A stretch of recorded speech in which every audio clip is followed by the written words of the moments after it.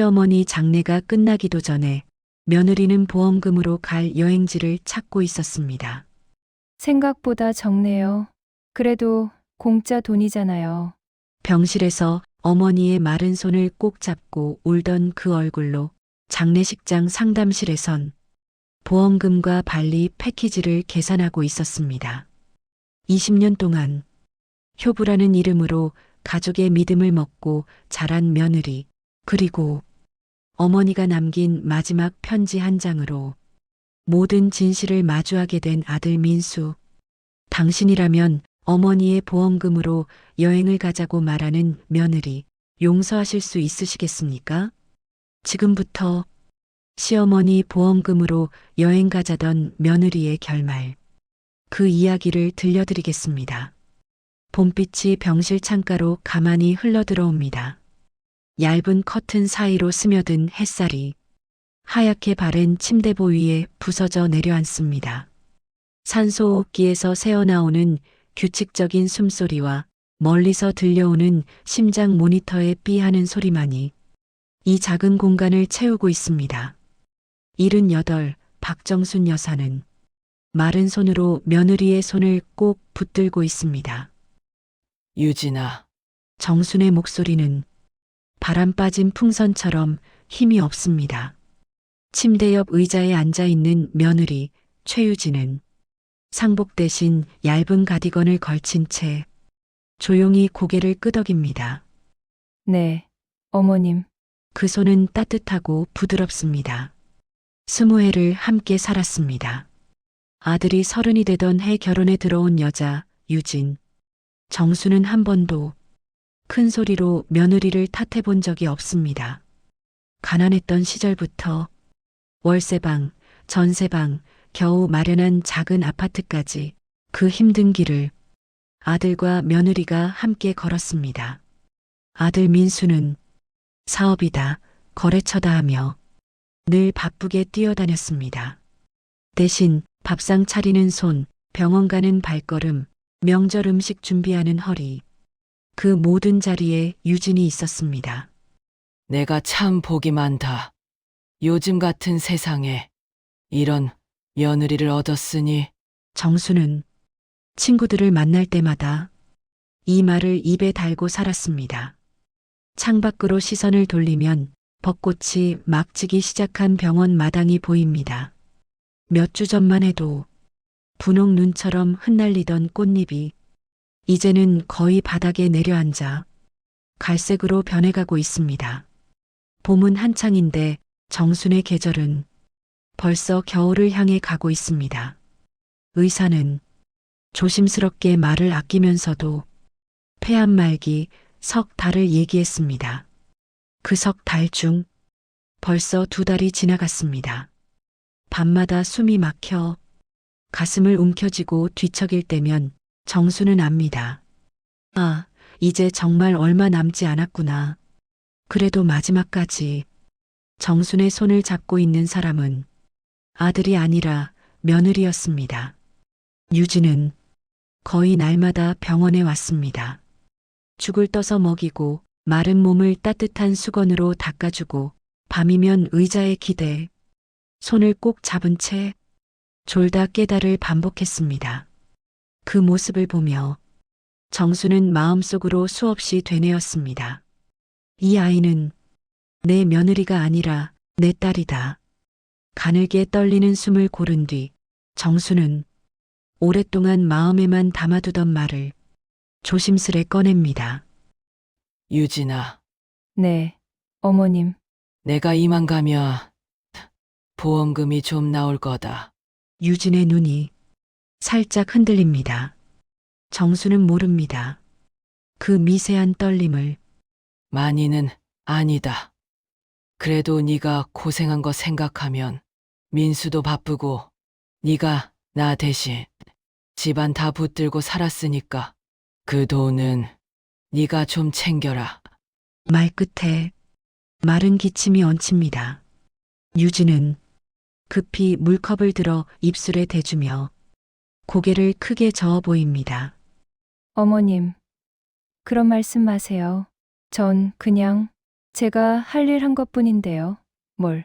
목소리는 떨립니다. 눈가에는 금세 눈물이 그득 고입니다. 그냥 어머님만 살아계시면 되는 거예요. 돈이 뭐가 중요해요. 복도에서는 간호사들이 분주히 오가며 환자 이름을 부르고 소독약 냄새가 창문 틈 사이로 스며드는 봄바람과 섞여 묘한 냄새를 만들어냅니다. 정수는 그 냄새 속에서 지난 세월을 떠올립니다.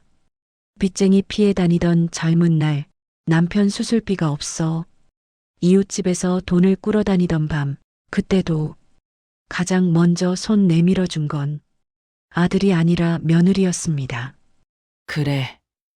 이 아이는 믿어도 된다.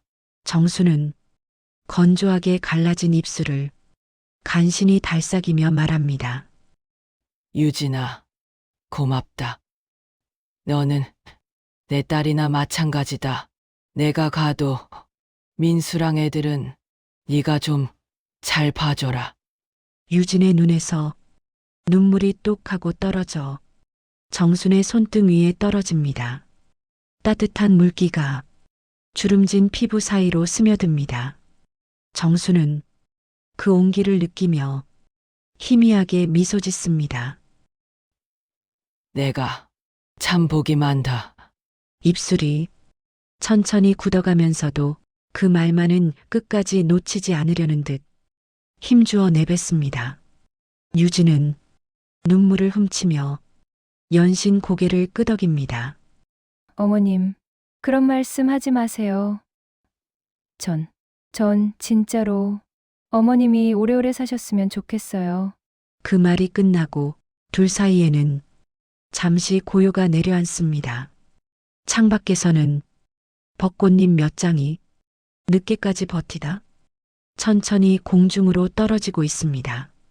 정수는 희미하게 감기는 눈꺼풀 사이로 그 흩날리는 꽃잎을 바라보며 마음속으로 마지막 소원을 빕니다.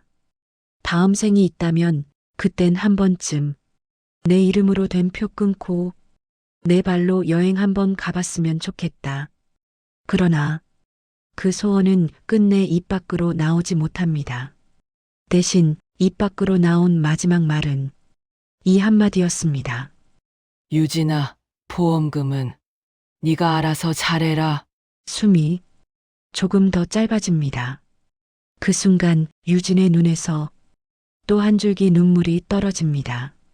병실 바닥으로 떨어진 그 물방울이 과연 진심이었을까요? 아니면 20해 동안 익힌 완벽한 며느리의 눈물 연기였을까요? 아직은 아무도 모릅니다. 아들 민수도 옆 병실 간호사도 그리고 이제 곧 눈을 감을 정순 자신조차도 사흘 뒤 장례식장은 하얀 국화꽃으로 가득했습니다. 복도 끝까지 이어진 조화들 사이로 향 냄새와 양초 냄새가 뒤섞여 코끝을 톡 쏘았습니다. 영정 사진 속 정수는 입꼬리를 살짝 올린 언제나 보이던 그 웃음을 짓고 있습니다. 하지만 오늘 그 웃음은 민수에게 낯설게 느껴졌습니다. 어서 오세요. 와 주셔서 감사합니다. 검은 상복을 갖춰 입은 최유진은 조문객이 들어올 때마다 허리를 깊이 숙였습니다. 눈가는 벌겋게 부어 있었고 목소리에는 늘 울음기가 섞여 있었습니다. 어머님이 정말 많이 좋아하셨던 분이신데 조문객이 위로의 말을 건네면 유진은 그때마다 아랫입술을 깨물며 눈물을 훔쳤습니다. 그 모습만 보면 누가 봐도 시어머니를 진심으로 떠나보내는 며느리였습니다. 아이고, 요즘 이런 며느리 보기 힘들어. 그러게 말이에요. 마지막까지 병원에 붙어 있었다더라니까. 장례식장 한켠 동네 아주머니들이 수군거리는 소리가 희미하게 들려왔습니다. 그 말은 민수의 귀에도 들어왔습니다. 민수는 영정 앞에 앉아 향 한 대를 더 꽂으며 속으로 중얼거렸습니다. 그래. 유진이는 참 고생 많았지. 엄마한테 제일 잘했던 사람도 유진이고, 그렇게 생각하면 가슴 한쪽이 조금 놓이는 듯 했습니다. 하지만 어딘가 모르게 마음속 깊은 곳이 서늘하게 비어있는 느낌도 지워지지 않았습니다. 늦은 밤 조문객들이 하나둘 돌아가고 장례식장에는 가족 몇 사람과 향 냄새만 남았습니다. 여보, 잠깐 쉬다 와요. 얼굴이 너무 안 좋아. 유진이 조용히 말했습니다. 응, 담배나 한 대 피우고 올게. 민수는 빈소를 나와 복도 끝 흡연실로 향했습니다. 그때 옆쪽 작은 상담실 문틈에서 익숙한 목소리가 새어나왔습니다. 네, 맞아요. 시어머니, 보험이요. 민수의 발걸음이 딱 하고 멈췄습니다. 문틈 사이로 흐릿한 불빛이 새어나오고 그 안쪽에서 상복 차림의 유진이 의자에 앉아 휴대폰을 귀에 댄 채 낮은 목소리로 이야기하고 있었습니다. 수령이는 제가 맡고요. 3천만 원이요. 아, 생각보다 적네요. 그 말에 민수의 손에 들린 종이컵이 천천히 구겨졌습니다. 적다고? 어머니의 죽음과 함께 따라온 돈, 어머니가 평생 내던 보험료의 마지막 결과. 그 돈을 두고 적네요라는 말이 너무도 쉽게 오갔습니다. 상담실 안 유진의 목소리는 조문객들 앞에서 울먹이던 톤이 아니었습니다. 눈물기 하나 없이 건조하고 차분한 어쩐지 계산적인 목소리였습니다. 네, 장례비 빼고 나면 실수령액이 그 정도라는 거죠? 그래도 뭐, 없는 것보단 낫죠. 끝부분에는 살짝 웃음기까지 섞여 있었습니다. 민수는 숨이 막히는 것 같았습니다. 지금이 웃음이 나올 자리인가? 귀를 의심하면서도 몸은 문에서 떨어지지 않았습니다. 잠시 후 유진의 입에서 더 익숙한 단어가 튀어나왔습니다. 아, 그리고요. 제가 지난번에 문의했던 여행 상품 있잖아요. 네. 가족 사인 패키지 그거요. 네. 맞아요. 4박 6일, 발리. 민수는 마치 누가 뒤통수를 친 것처럼 몸이 앞으로 휘청거렸습니다. 여행? 그때 말씀드렸던 것처럼 시어머니 상태가 좀 애매해서 결정을 못 했는데요. 이제 상황이 정리가 돼서요. 보험금 들어오면 그걸로 예약금 먼저 넣고 잔금은 나중에. 목소리가 복도 소음에 섞여 끝까지 들리지는 않았지만 민수에게는 이미 충분히 들린 셈이었습니다. 시어머니의 사망보험금과 발리 가족여행 두 단어가 머릿속에서 끔찍하게 맞물려 맴돌았습니다. 그 순간 복도 형광등이 한번 깜빡이며 빛을 토해냈습니다. 민수는 자신도 모르게 몇 걸음 뒷걸음질 쳤습니다. 설마 유진이가 20회를 함께 산 아내였습니다. 어머니 병실에 가장 많이 드나든 사람도 유진이었고 밥을 떠먹이고 몸을 닦이고 밤새 손을 잡고 있던 것도 유진이었습니다. 그게 다 저 보험금 때문이었다고 그 생각이 떠오르자마자 민수는 스스로를 다그치듯 고개를 저었습니다. 아니야. 내가 지금 예민해서 그래. 입 밖으로 작게 중얼거려 봅니다. 사람이 죽으면 돈 얘기도 정리할 것도 생기는 법이지. 여행은 그래. 애들이랑 기분 전환도 할 겸 다녀오자는 거겠지. 엄마도 그 정도는 이해해 주실 거야. 이렇게까지 생각해야 겨우 숨을 쉴 수 있을 것 같았습니다. 민수는 구겨진 종이컵을 쓰레기통에 던져넣고 다시 빈소 쪽으로 돌아왔습니다. 커튼 사이로 새벽 공기가 조금씩 들어오고 향 연기가 허공에 가늘게 떠올랐습니다.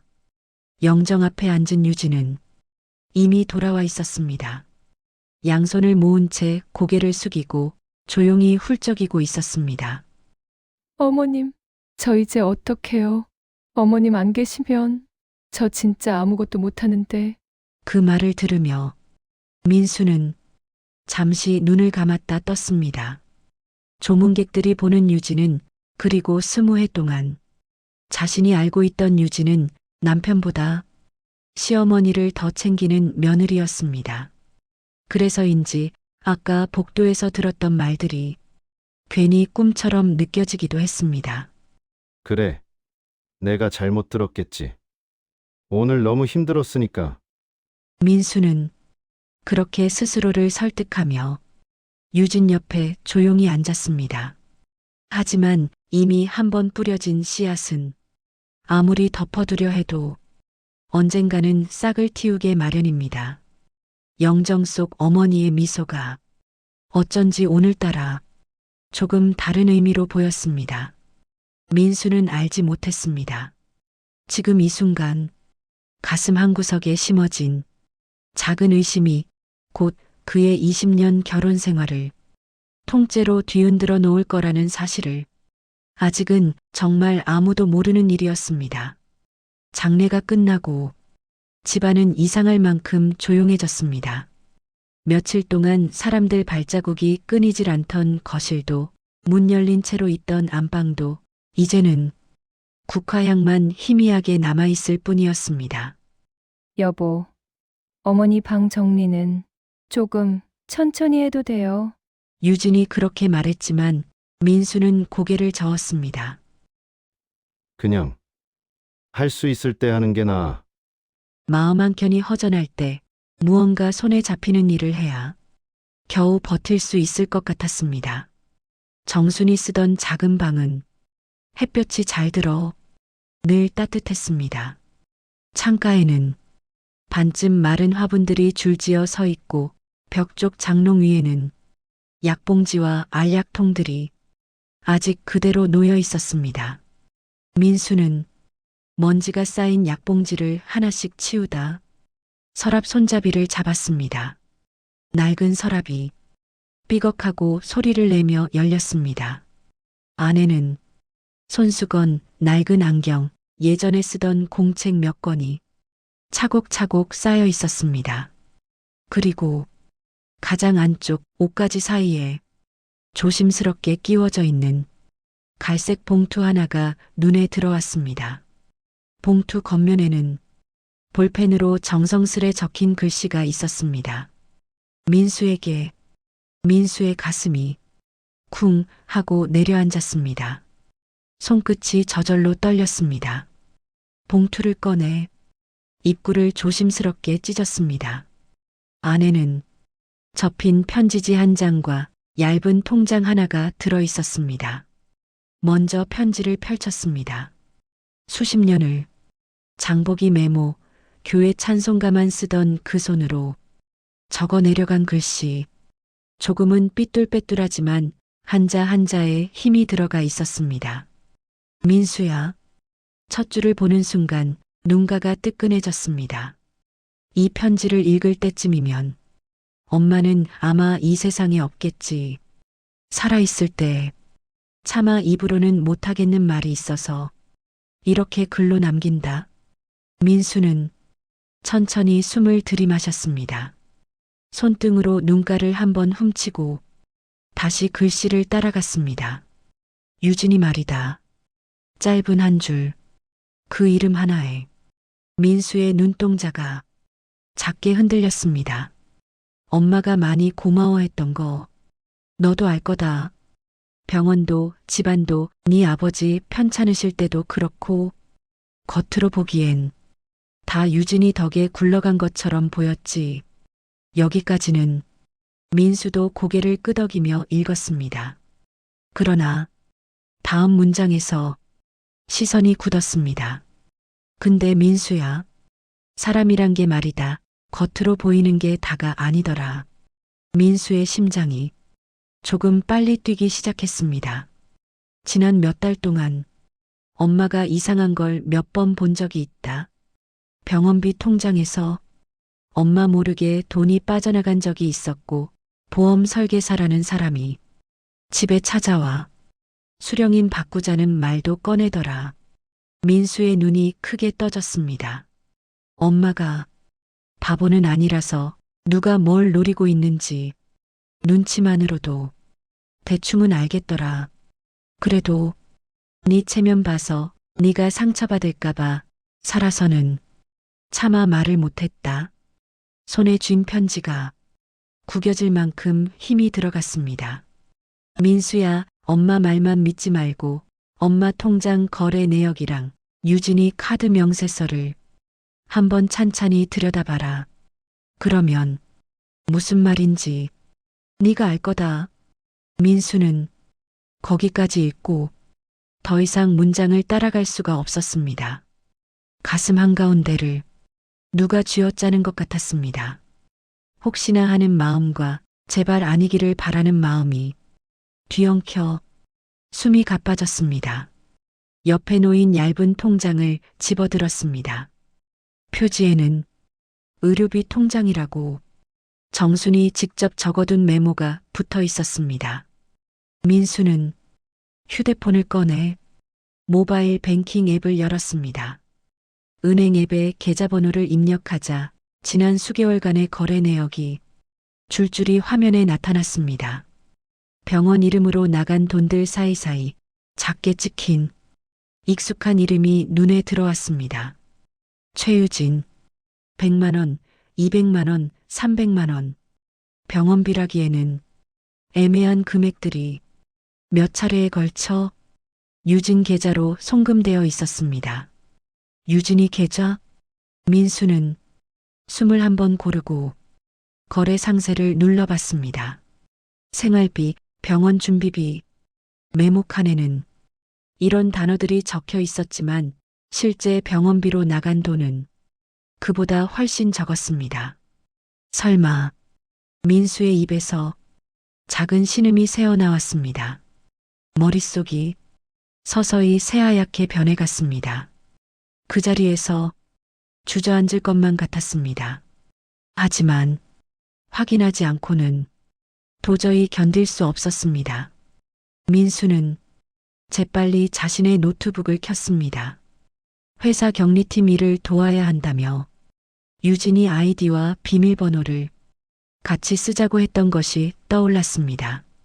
그때만 해도 부부 사이에 비밀이 없다는 증거라며 기분 좋게 넘겼던 일, 이제 그 기억이 자신을 향한 비수처럼 돌아왔습니다. 카드사 사이트에 접속해 최유진 명의의 카드 명세서를 조회했습니다. 스크롤을 내리자 눈에 익은 로고와 상호들이 줄줄이 눈에 들어왔습니다. 고급 레스토랑, 유명 피부과 클리닉, 명품 브랜드 매장 이름들. 그 사이 민수의 눈이 한 곳에서 멈췄습니다.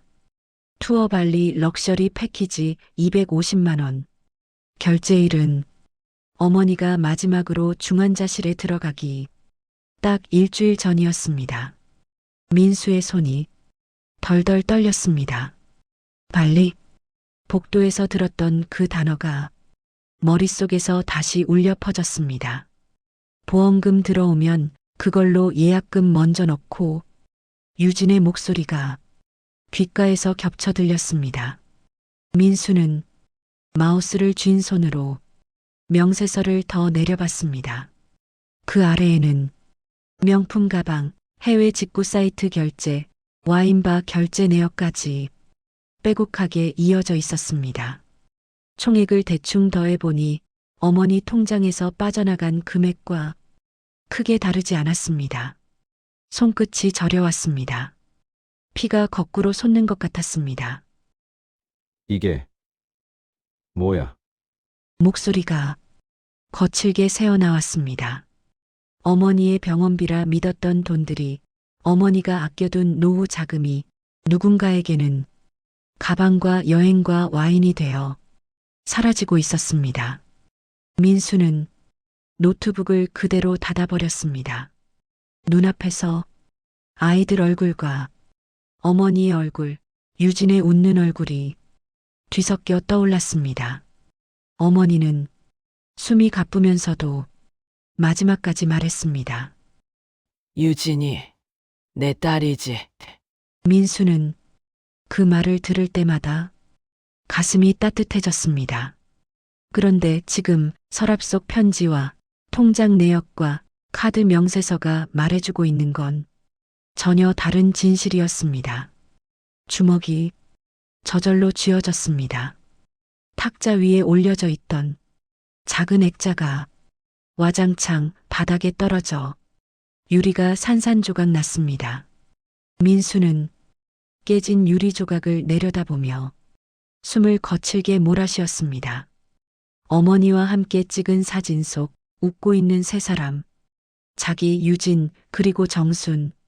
그 사진이 이제는 잔인한 농담처럼 느껴졌습니다. 이 여자가 민수의 입에서 이를 악문 소리가 새어나왔습니다. 감히 우리 엄마 돈으로 가슴 깊은 곳에서 무언가가 확 치밀어 올랐습니다. 지금까지 눌러두고 참았던 모든 것들이 한꺼번에 터져 나오려는 듯 했습니다. 하지만 동시에 머릿속 어딘가에서는 어머니의 글씨가 여전히 남아 있었습니다. 복수하지는 말아라. 그건 너를 더 불행하게 만든다. 다만 진실을 봐라. 그리고 잊지 마라. 민수는 떨리는 손으로 편지를 다시 들었습니다. 그리고 그 바로 아래 아직 읽지 않은 마지막 몇 줄이 조용히 그를 기다리고 있었습니다. 그 글씨 속에 어머니가 남긴 또 다른 비밀이 숨어 있다는 사실을 이 순간의 민수는 아직 알지 못했습니다. 지금 그의 마음은 한 가지 감정으로만 가득 차 있었습니다. 분노. 20년을 함께 산 아내에게, 그 아내를 끝까지 믿어준 자신에게, 그리고 마지막까지 침묵을 선택했던 어머니에게조차 모든 것이 한꺼번에 뒤엉켜 솟구치는 지독한 분노였습니다. 그날 밤 집안은 유난히도 조용했습니다. 장례를 치른 지 며칠이 지났지만 정순이 쓰던 방문은 여전히 반쯤 열린 채로 어둠을 머금고 있었습니다. 거실 한쪽 불 꺼진 TV 화면에는 낮에 봤던 뉴스 화면이 검은 유리 위 잔상처럼 남아 있었습니다. 민수는 소파 끝자락에 걸터 앉은 채 두 손으로 얼굴을 감싸쥐고 있었습니다. 머릿속에서 어머니의 편지 내용이 계속 맴돌았습니다. 엄마 통장 거래 내역이랑 유진이 카드 명세서를 한번 찬찬히 들여다봐라. 이미 확인했습니다. 확인하고 싶지 않았지만 확인해버렸습니다. 어머니 통장에서 유진 계좌로 빠져나간 돈들, 그 돈으로 결제된 명품 가방과 발리 여행 패키지, 증거는 너무도 명확했습니다. 그럼에도 민수는 마지막으로 한 번만 더 자신의 믿음을 붙잡고 싶었습니다. 설마 그래도 사람이 혼잣말이 허공으로 흩어졌습니다. 안방에서 작은 밝은 불빛이 새어나왔습니다. 유진의 방, 아니, 둘이 함께 쓰던 침실이었습니다. 유진은 침대 헤드에 기대 휴대폰을 들여다보고 있었습니다. 불이 꺼진 거실에서 그 불빛만 유난히 도드라져 보였습니다. 민수는 한참을 망설이다가 천천히 몸을 일으켰습니다. 발소리가 나지 않게 조심조심 걸음을 옮겼습니다. 문틈 사이로 유진의 옆얼굴이 보였습니다. 눈가에는 아직도 붓기가 남아 있었고 입술은 말라 있었습니다. 겉으로 보기에는 아직 슬픔에서 벗어나지 못한 애잔한 아내의 모습이었습니다. 하지만 민수의 눈에는 자꾸만 갈색 봉투와 통장, 명세서의 숫자들이 포개져 보였습니다. 문고리를 잡았다가 다시 놓았습니다. 지금 이 문을 열어 그 얼굴을 마주할 자신이 도저히 생기지 않았습니다. 대신 민수는 조용히 방향을 돌려 서재로 향했습니다. 작은 방 한쪽에 놓인 책상 위 유진이 늘 올려두던 그녀의 휴대폰 충전기가 덩그러니 놓여 있었습니다. 민수는 잠시 숨을 골랐습니다. 가슴이 미친 듯이 뛰었습니다. 이 선을 넘으면 돌아갈 수 없다는 걸 알고 있었습니다. 하지만 이미 돌아갈 다리가 부서지고 있다는 것도 느끼고 있었습니다. 민수는 천천히 자신의 휴대폰을 꺼내 들었습니다. 유진의 비밀번호는 결혼기념일. 그는 그 숫자를 알고 있었습니다. 함께 웃으며 정했던 그날, 둘이서 와인 잔을 부딪히며 이 숫자는 우리 평생 비밀이다 라고 말하던 순간이 떠올랐습니다.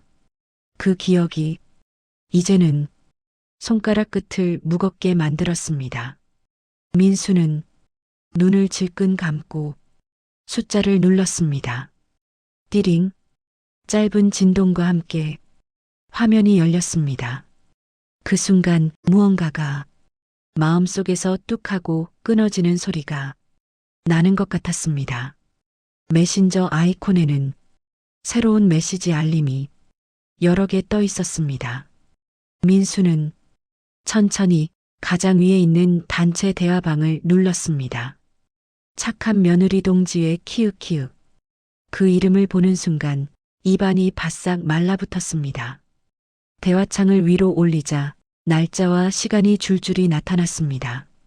장례 전 어머니가 중환자실에 있던 시기, 그리고 장례가 한창이던 그때까지 메시지들이 시간 순서대로 쏟아져 나왔습니다. 유진. 얘들아, 드디어 시어머니 가실 것 같아. 이제 나도 사람답게 좀 살겠네.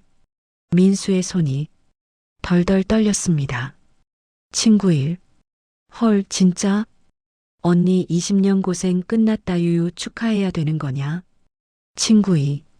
보험금 얼마 나와? 그게 중요하지. 키읔키읔. 유진. 3천이래.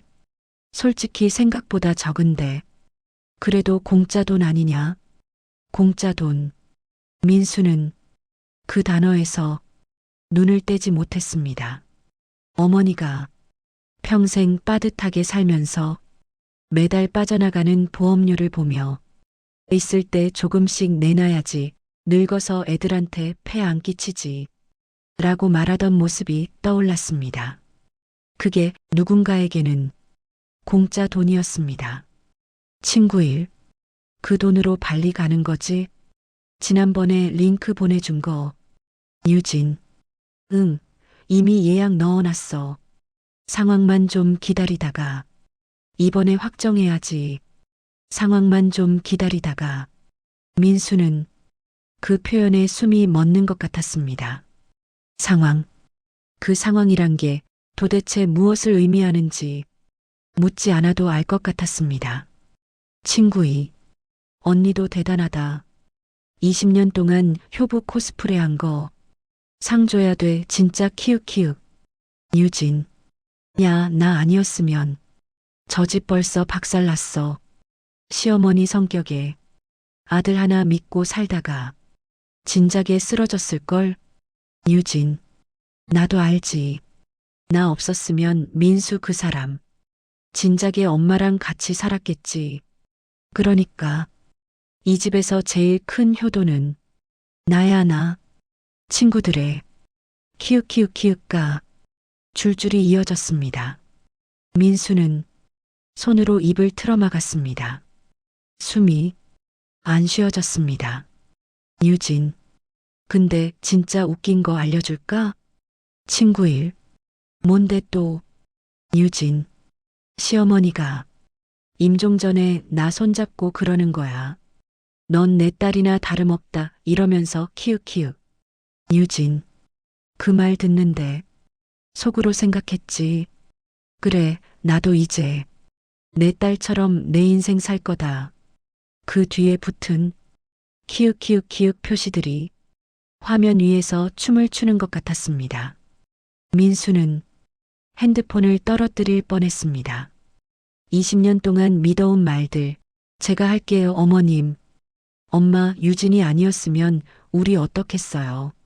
그 모든 순간들이 하나씩 떠올랐다가 싸늘하게 부서져 내렸습니다. 화면은 계속해서 잔인한 진실을 쏟아냈습니다.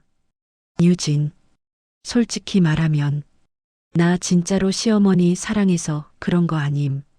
그냥 계산이 딱 보였거든. 유진, 아들 하나, 손주 둘, 보험, 집 예금. 이 집에서 제대로 계산하는 사람 나밖에 없어. 민수는 더 이상 스크롤을 내릴 수 없었습니다. 눈앞이 뿌옇게 흐려졌습니다. 휴대폰 화면 위로 눈물이 한 방울, 두 방울 떨어졌습니다. 그는 옆에 있는 세면대로 달려가 물을 틀었습니다. 차가운 물을 얼굴에 그대로 끼얹었습니다. 거울 속에는 어딘지 낯선 남자가 서 있었습니다. 50살 남자, 20년을 같은 사람과 살아왔고 그 시간을 사랑이라고 믿어왔고 자신의 선택을 한 번도 의심해 본 적 없던 사람. 그 사람이 지금 어머니의 편지 한 장과 통장 내역 몇 줄과 휴대폰 속 메시지 몇 개에 의해 바보가 되어 서 있었습니다. 내가 이렇게까지 바보였나? 입술이 부르르 떨렸습니다. 거울에 비친 자신의 눈이 무너지고 있었습니다. 그 눈에는 분노도 있었지만 그보다 더 깊은 곳에는 참담한 수치심과 견딜 수 없는 허무가 자리 잡고 있었습니다. 어머니를 속이고 아들을 속이고 손주들 앞에서 울음을 터뜨리던 그 모습까지도 연기였을지 모른다는 생각이 들자 민수는 다리가 힘이 풀려 그 자리에 주저앉아 버렸습니다. 욕실 타일 바닥이 등 뒤로 차갑게 와 닿았습니다. 천장이 빙글빙글 도는 것 같았습니다. 어머니가 마지막으로 남겼던 말이 머릿속에서 겹쳐 들렸습니다. 민수야, 복수는 하지 마라. 다만 진실은 봐라. 민수는 두 손으로 얼굴을 감싼 채 소리 없이 울었습니다. 20년의 기억이 한꺼번에 뒤집히는 소리가 귀 안에서 울리는 것 같았습니다. 함께 웃었던 날들, 함께 울었던 밤들, 어머니 생신상 앞에서 나란히 서 있던 부부의 모습, 그 모든 그림이 검은 잉크를 뒤집어 쓴 것처럼 칠흑으로 변해갔습니다. 한참을 그렇게 울고 난 뒤 민수는 천천히 몸을 일으켰습니다. 거울 속 자신을 한 번 더 똑바로 바라보았습니다. 붉게 충혈된 눈, 축 늘어진 어깨, 그 얼굴이 너무 초라해 보여 웃음이 나올 지경이었습니다. 엄마, 그는 작게 중얼거렸습니다. 엄마는 언제부터 알고 있었어? 답해줄 사람은 이제 없습니다. 대신 서랍 속에 놓여있던 편지가 그를 다시 부르고 있었습니다. 민수는 젖은 얼굴을 대충 닦고 정순의 방으로 향했습니다. 그리고 책상 위에 펼쳐둔 편지를 다시 집어들었습니다. 아까는 차마 읽지 못했던 마지막 부분으로 시선이 내려갔습니다. 민수야, 엄마가 한 번만 더 부탁한다. 너무 미워하지는 마라. 그러면 네 인생이 망가진다. 대신 네가 어떻게 살 건지는 네가 정해라. 그 아래 짧은 한 줄이 덧붙어 있었습니다. 엄마가 남긴 돈이 있다. 그건 네가 다시 일어설 때 쓰라고 남겨둔 거다. 민수는 그 문장을 읽는 순간 분노와 절망 뒤편에서 아주 희미하게, 정말 아주 희미하게 무언가가 움직이기 시작하는 것을 느꼈습니다. 그러나 아직 그게 뭔지는 모릅니다. 지금의 민수에게는 그저 한 가지 감정만이 온몸을 채우고 있었습니다. 어머니를 잃은 슬픔과 아내에게서 느낀 배신, 그리고 20년을 바쳐 쌓아 올린 삶이 송두리째 무너져 내렸다는 착각이 아닌 현실이라는 사실, 그 지독한 현실이 만들어낸 깊은 절망뿐이었습니다. 민수는 편지를 쥔 손을 꽉 쥔 채 중얼거렸습니다. 엄마, 나 이제 어떻게 해야 돼요? 그러나 그 절망의 끝자락에서 어머니가 남긴 돈과 통장이라는 단어가 조금씩 민수의 시선을 다른 곳으로 돌려놓기 시작하고 있다는 사실을 아직은 그 자신만 모르고 있었습니다. 밤새 뒤척이다. 민수는 결국 뜬 눈으로 새벽을 맞았습니다. 창밖 하늘이 검은색에서 먹색으로 다시 희끄무레한 회색으로 변해갈 때까지 민수는 정순의 편지 마지막 문장을 수십 번, 수백 번은 되뇌었습니다. 엄마가 남긴 돈이 있다. 그건 네가 다시 일어설 때 쓰라고 남겨둔 거다. 어머니는 죽기 직전까지도 아들을 걱정했습니다. 배신당한 상처도, 훔쳐간 돈에 대한 억울함도, 편지 어디에도 원망의 말은 없었습니다. 대신 미워하지 마라. 진실을 봐라. 다시 일어서라. 이 세 마디만 겹겹이 쌓여 있었을 뿐입니다. 해가 떠오를 무렵 민수는 결국 자리에서 일어났습니다. 거울을 보니 눈밑은 시커멓게 꺼져 있었고 수염은 거칠게 자라 있었습니다. 하지만 눈동자만큼은 어제와 조금 달라져 있었습니다. 여전히 빨갛고 탁했지만 그 안에 무언가 단단한 것이 조금씩 자리 잡는 느낌이었습니다. 엄마가 남긴 돈이 있다. 민수는 그 말을 따라 정순의 방으로 향했습니다. 서랍 가장 아래 어제 편지를 꺼냈던 그 자리를 다시 들춰봤습니다. 그곳에는 편지 봉투와 함께 조그만 메모지가 하나 더 붙어 있었습니다. 어제는 눈에 들어오지 않았던 메모. 은행 본점 창구로 가거라. 직원한테 이 편지 보여줘. 짧은 글씨와 함께 계좌번호 하나가 적혀 있었습니다. 민수는 옷장 문을 열어 검은 점퍼를 아무렇게나 걸쳐 입었습니다. 지갑과 신분증, 그리고 어머니의 편지를 조심스럽게 챙겼습니다.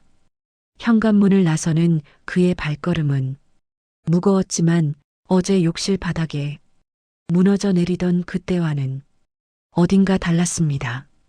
이제는 도망치는 발걸음이 아니라 확인하러 가는 발걸음이었습니다. 은행 창구 앞 대기표 기계 앞에 서자 손끝이 살짝 떨렸습니다. 번호표를 뽑아주세요. 사각형 버튼을 누르자 얇은 종이가 또르르 말려 나왔습니다. 102번. 민수는 대기석에 앉아 창구 위 전광판을 멍하니 바라봤습니다. 101번 부동산 대출 상담을 받는 중년 부부.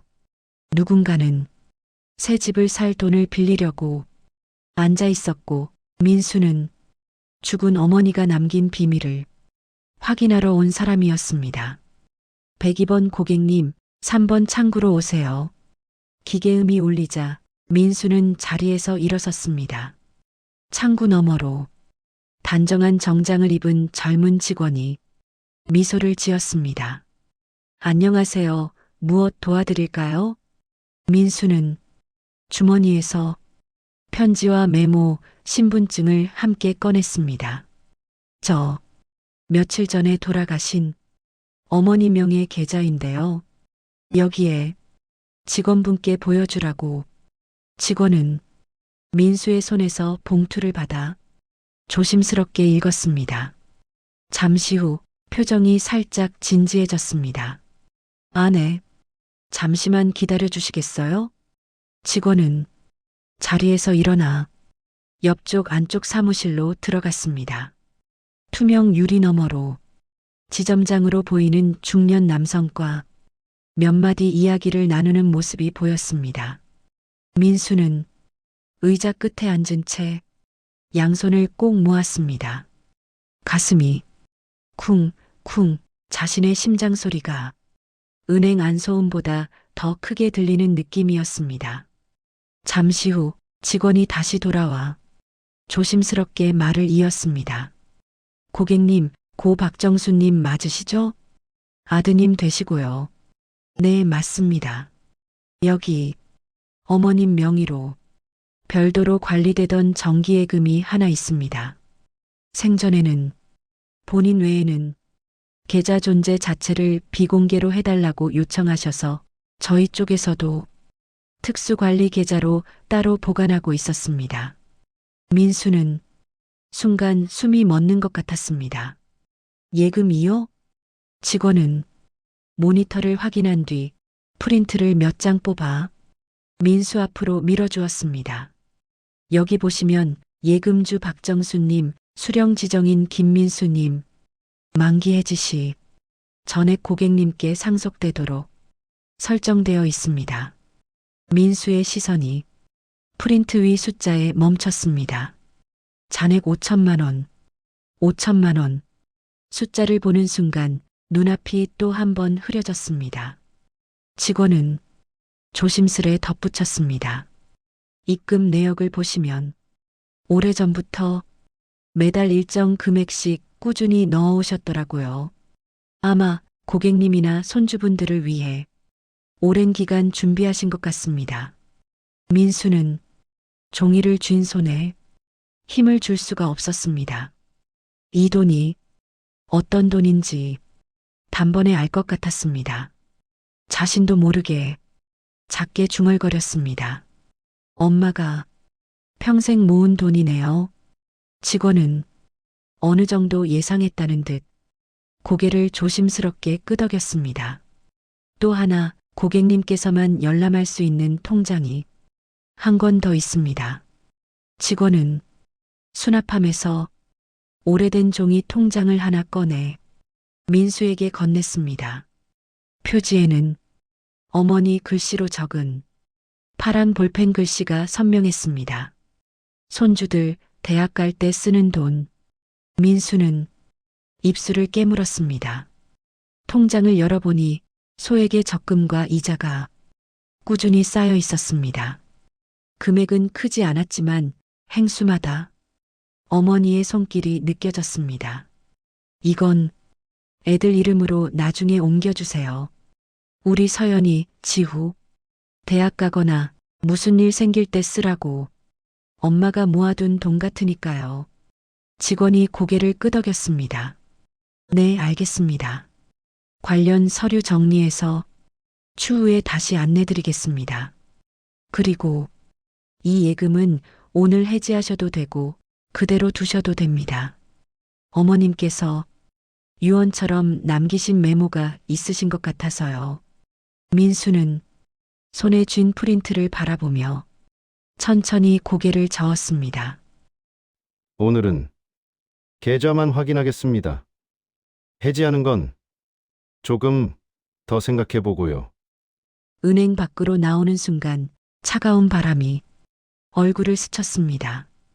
민수는 길가에 서서 한참 동안 하늘을 올려다봤습니다.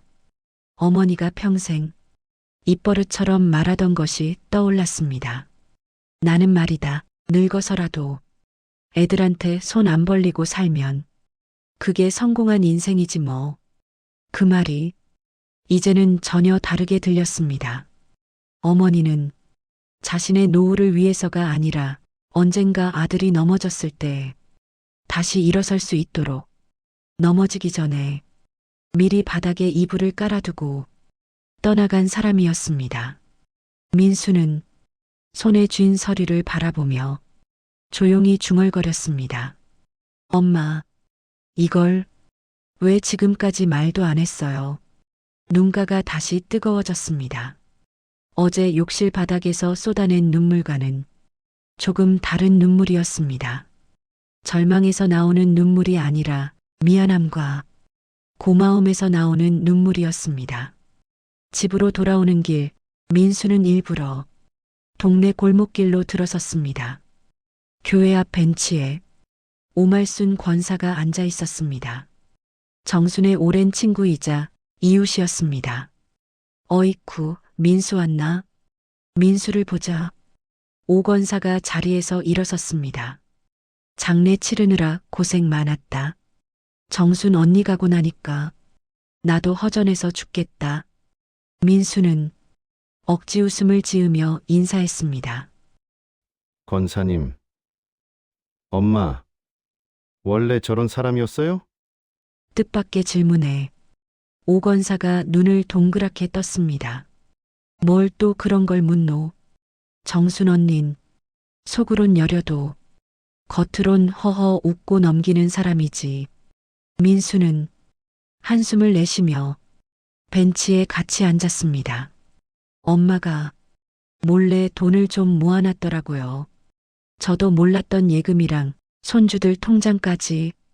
오 권사는 그랬지 하고 길게 숨을 내쉬었습니다. 언니가 그러더라. 나 죽고 나면 아들놈이 넘어질 수도 있지 않겠나. 그때 일어나라고 깔아주는 이불이라 생각하고 조금씩 모은다고. 민수는 입술을 꽉 깨물었습니다. 근데 왜 그런 말 한마디도 안 하고. 오 권사는 민수를 바라보며 차분히 말했습니다. 말 안 했던 건 혹시라도 네가 그 돈 믿고 대충 살까봐 그랬겠지. 정순 언니는 네가 스스로 벌어서 자기 다리로 서는 걸 제일 자랑스러워했거든. 그래도 넘어지면 일어날 수 있게 그 생각까지 해놓고 떠난 사람. 민수는 그제야 어머니의 편지 마지막 문장이 온전히 이해되는 것 같았습니다. 네가 어떻게 살 건지는 네가 정해라. 그 말은 복수만 바라보며 살지 말고 네 삶을 네 손으로 다시 세워라라는 뜻이었는지도 모릅니다. 민수는 오 권사를 향해 조용히 물었습니다. 권사님. 엄마가 유진이 얘기 혹시 한 적 있어요? 오 권사는 잠시 말없이 손을 비볐습니다. 정순 언니가 그러더라. 내가 참 복이 많은 줄 알았는데 사람 속은 끝까지 봐야 안다고. 그래도 민수가 상처받을까봐 입 다물고 살란다고 하더라. 민수의 눈이 천천히 감겼습니다. 엄마는 내 상처를 걱정했는데 나는 지금까지도 아무것도 몰랐네요. 바람이 두 사람 사이를 스쳐 지나갔습니다. 벚꽃잎은 이미 다 지고 나뭇가지에는 연두빛 새잎이 돋아나고 있었습니다. 봄은 언제나처럼 다음 계절을 준비하고 있었습니다. 민수는 자리에서 천천히 일어나 고개를 숙였습니다. 권사님. 저 이제 그냥 울고만 있진 않으려고요. 오 권사가 민수의 어깨를 가볍게 두드렸습니다. 그래라. 울어야 할 땐 울고 잡을 건 잡고 놓을 건 놓고 정순 언니가 제일 바랐던 게 뭔지 알고 살면 된다. 집으로 돌아오는 길 민수는 휴대폰을 꺼내 메모장에 몇 글자를 적었습니다. 이혼 전문 변호사, 보험금 횡령, 증거 정리. 그리고 맨 위에 어머니의 말을 그대로 옮겨 적었습니다. 복수하지 마라.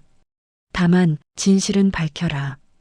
민수는 앞으로 해야 할 일들을 머릿속으로 정리했습니다. 유진의 카드 명세서, 어머니 통장 거래 내역, 메신저 캡처, 장례식장 통화 기록. 한때는 행복의 조각이라 믿었던 기억들이 이제는 진실을 증명할 조각으로 모여들고 있었습니다. 하지만 이번에는 그 조각들을 그저 분노로만 휘두르지는 않을 생각이었습니다. 어머니가 남긴 마지막 선물 덕분에 민수는 절망의 바닥에서 조금은 다른 방향을 바라볼 수 있게 되었습니다. 엄마, 보고 있죠? 이제부터는 제가 제 손으로 우리 애들 인생 지켜볼게요. 그 말은 누구에게 들려주기 위한 말이 아니었습니다. 스스로에게 하는 약속이자 세상을 떠난 어머니에게 드리는 늦은 다짐이었습니다.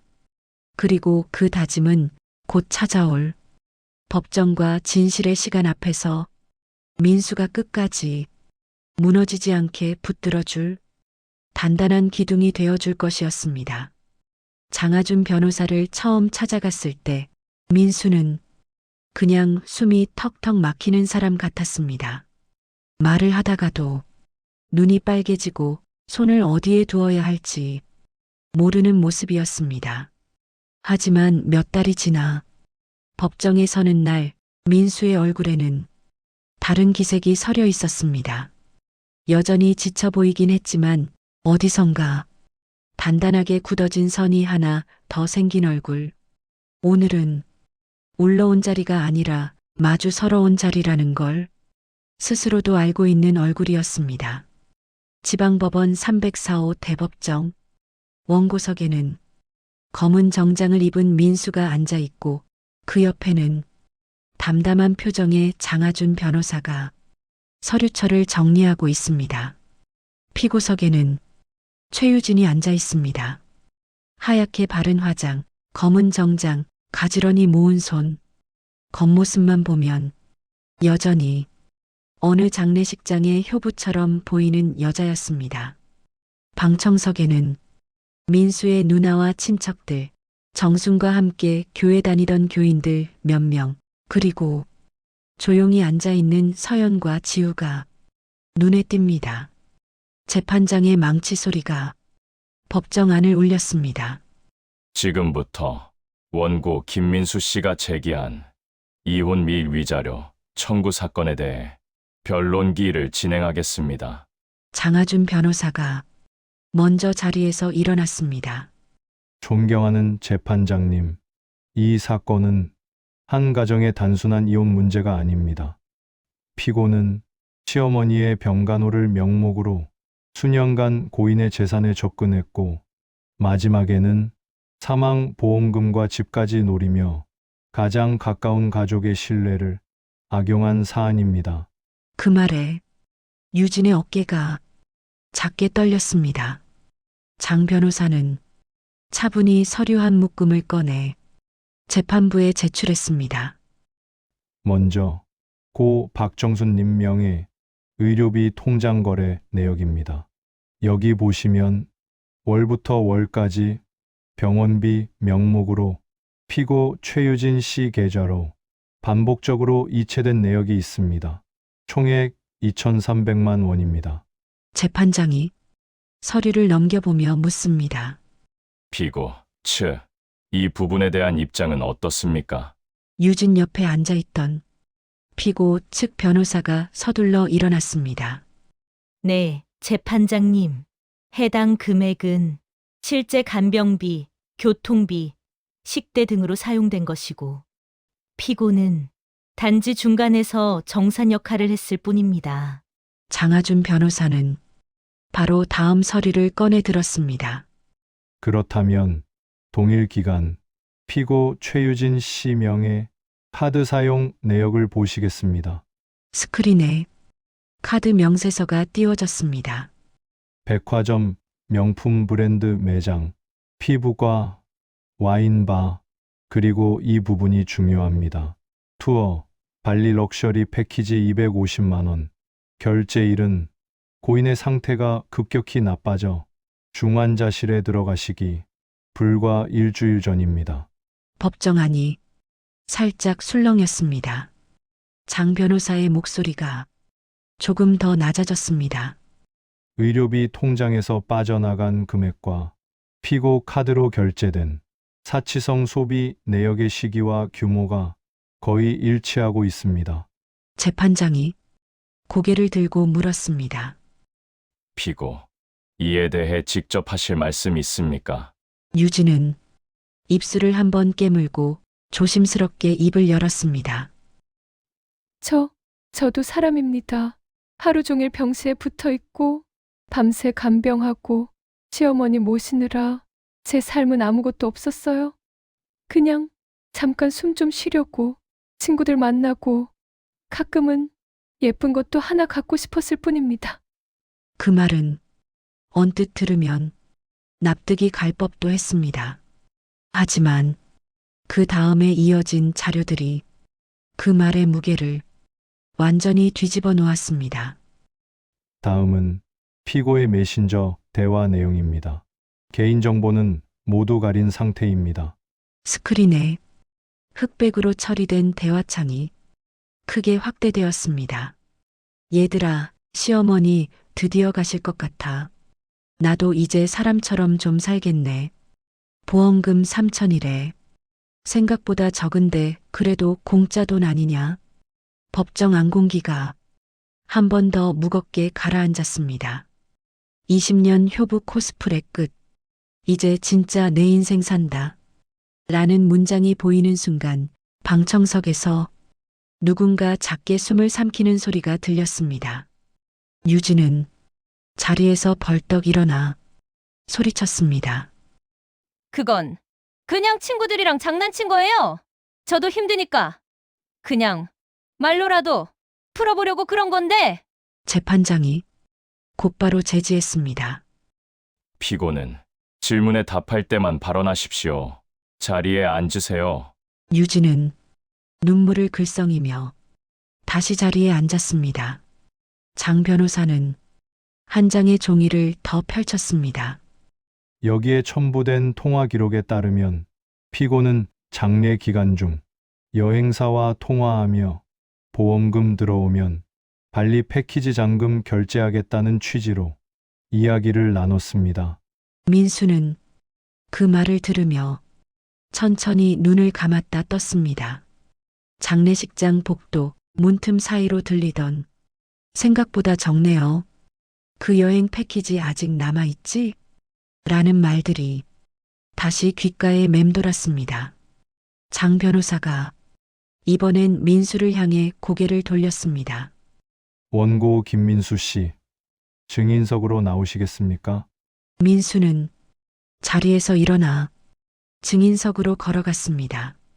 선서를 마치고 앉자 장 변호사가 조용히 물었습니다. 고 박정순 님께서 생전에 원고께 남긴 편지가 있다고 하셨죠? 네, 민수는 내내 품에 안고 있던 편지 봉투를 꺼냈습니다. 어머니께서 제게 남기신 마지막 편지입니다. 그 편지의 뒷부분, 특히 원고가 지금 이 자리에 서게 된 이유와 관련된 부분을 직접 읽어 주시겠습니까? 민수는 편지를 펼쳐 들었습니다. 눈앞 글씨가 한순간 흐려졌지만 한 번 더 숨을 고르고 천천히 읽어 내려갔습니다. 민수야, 복수하지는 마라. 그건 너를 더 불행하게 만든다. 다만 진실은 봐라. 엄마 통장 거래 내역이랑 유진이 카드 명세서를 한번 찬찬히 들여다봐라. 그러면 네가 알아서 판단할 수 있을 거다. 그리고 네가 어떻게 살 건지는 네가 정해라. 민수는 편지를 잠시 내려다보았다가 재판장을 향해 고개를 들었습니다. 전 이혼을 위해, 복수를 위해 여기 나온 게 아닙니다. 법정 안이 조용해졌습니다. 민수의 목소리는 크지 않았지만 한 단어 한 단어가 꽤 또렷했습니다. 제 엄마가 어떤 마음으로 살았는지, 그 엄마의 마음을 누가 어떻게 이용했는지 그 진실만큼은 제 아이들 눈앞에서 감추고 싶지 않았습니다. 민수의 시선이 잠시 서연과 지우를 향했습니다. 두 아이는 눈을 붉힌 채 아버지를 똑바로 바라보고 있었습니다. 저도 피고가 힘들었다는 거 압니다. 생활비, 아이들 학원비, 시어머니 간병까지 쉽지 않았겠죠. 근데 힘들다고 해서 남의 돈을, 죽어가는 사람의 보험금을 공짜 돈이라고 부르면서 쓸 수 있는 건 아니라고 생각합니다. 민수는 한 번 더 숨을 들이켰습니다. 엄마는요, 힘들다는 말 평생 제대로 한 번 못하고 썼습니다. 그래도 남의 돈에는 손을 대지 않았습니다. 내가 벌어왔던 돈도 늘 아껴 쓰셨고요. 그런 엄마의 마지막 돈을 제가 그냥 모른 척하고, 그래, 당신도 고생했으니까 그 정도는 가져가도 되라고 말해버리면 전 제 자신을 평생 용서 못할 것 같습니다. 법정 안에서 한숨인지 훌쩍임인지 모를 소리가 조용히 흘렀습니다. 장 변호사는 고개를 끄덕였습니다. 질문은 여기까지입니다. 잠시 정적이 흐른 뒤 재판장이 판결문을 집어들었습니다. 본 재판부는 제출된 자료, 당사자 및 증인 진술, 정황 증거 등을 종합해 보았을 때 피고 최유진 씨가 고 박정순님의 의료비 통장에서 반복적으로 자금을 인출해 개인적 소비에 사용한 사실을 인정합니다. 유진이 작게 신음을 내뱉었습니다. 재판장의 목소리는 변함없이 담담했습니다.